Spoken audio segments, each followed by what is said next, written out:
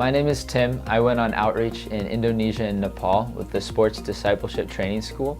During our time in Nepal, we met a lot of different people, but one day we were doing an open air and we did a skit on the story of Daniel in the Bible. We did that after leading worship outside, and there was a group and a crowd of people watching us, but there was one man who wanted to continue to talk, and his name was Dorsey.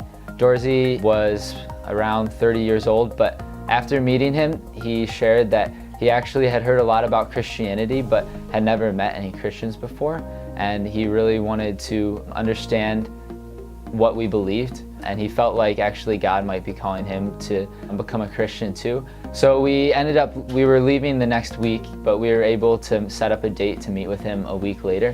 So we met with him 1 week later, and we started to have a short Bible study and to ask him what kind of questions he had about Christianity.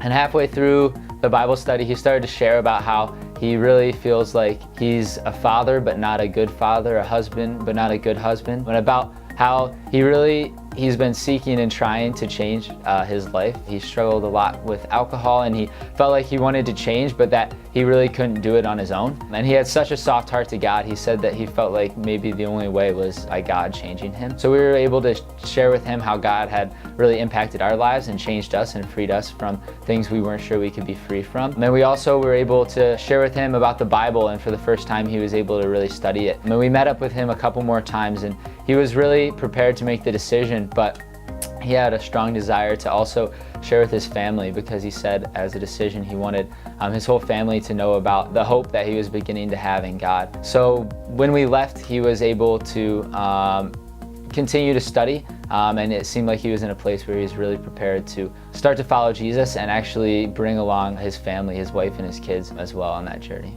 So that was awesome.